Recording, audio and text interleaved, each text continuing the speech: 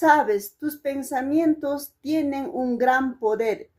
En lo que piensas, eso se expande. Si tú piensas en cosas positivas, pues eso se expande. Si tú piensas en cosas negativas, eso se expande. Es muy importante cuidar nuestros pensamientos. En lo que tú estás pensando, te vas a convertirte en el futuro. Es mejor que pensemos pensamientos buenos, que nos edifique como persona. Nuestra mente tiene un gran poder.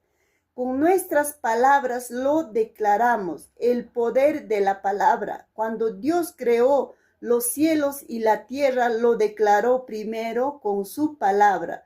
Cuidemos nuestros pensamientos a cada momento. En lo que tú piensas se extiende, se expande.